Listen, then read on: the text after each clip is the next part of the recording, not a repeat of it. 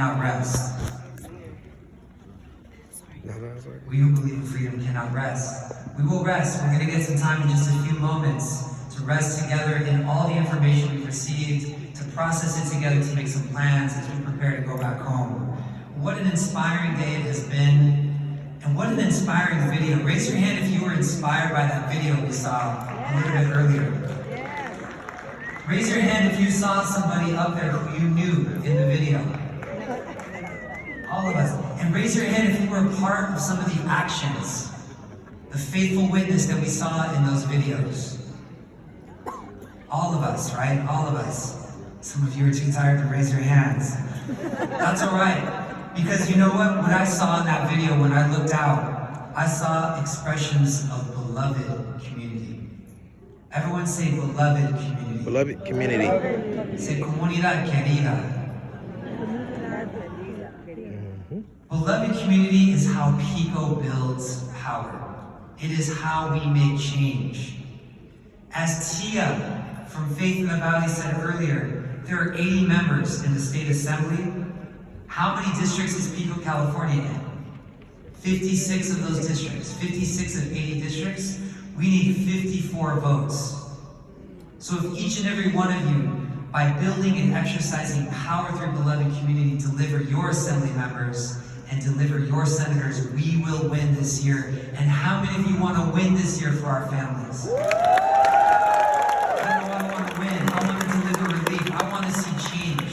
I don't just want to talk, I want to be about action.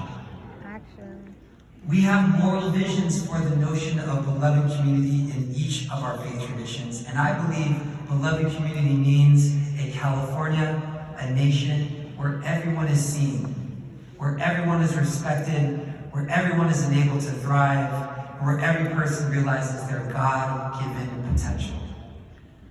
The Reverend Dr. Martin Luther King Jr. wrote in a letter from a cell. We've talked a lot about jail cells and detention cells today. He wrote from a cell in Birmingham jail about beloved community. This is what Dr. King wrote. In a real sense, all life is interrelated. All people are caught in an inescapable network of mutuality, tied in a single garment of destiny. Whatever affects one, affects all. I can never be what I ought to be until you are what you ought to be. And you can never be what you ought to be until I am what I ought to be. Another great woman, my mother, Olga, whose parents were a generation that immigrated from Culiacan and Mazatlan, Sinaloa. She told me something when we welcomed our son Francisco into our family 3 years ago. My mom said, "Mijo, when you have your first child, everything changes. All of a sudden, all children are your children. All of a sudden, all children are your children." Part of us being here today is an act of defiance against a dominant belief in our state and in our country that runs against beloved community. That dominant belief says that some children, not all children, but just some children and some people matter more than others. That some people belong as our neighbors and others do not.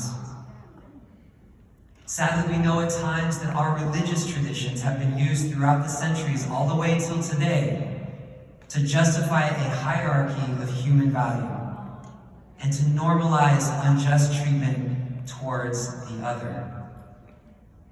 Racism and white supremacy, as Father Scott said earlier, allow for these beliefs to get passed down through the generations and to uphold systems that perpetuate poverty and all forms of exclusion. But you and I know something different to be true. That each of us was created by a loving God, a loving Creator. That each of us are vessels of the divine. That each of us carry an infinite dignity, no matter the color of our skin, or the language we speak, or the country we come from, or who we love, or how we define family. As Father Brendan Bussey of LA Voice says, who you heard from earlier, we must be brave with our love. We must be brave with our love as we work for beloved community. And sometimes that means being brave to call out one another, not to call out one another, but to call one another into a higher level of inclusion and compassion. Some of you may have heard something said earlier from the stage this morning about families that didn't resonate with the value of beloved community. What is required is our willingness to call in our sisters, our brothers, our siblings, when they or we are not speaking or acting from the most generous version of ourselves. PICO California is committed to organizing in a way that allows beloved community, multiracial, multi-faith solidarity to flourish. I want to suggest that we in this room today are our ancestors' greatest dreams and a nightmare for the forces who profit off of the misery of Black and brown and indigenous people. And I'm here to say that we cannot manifest beloved community without the robust leadership, the prophetic voice, and the lived experience of our Black siblings.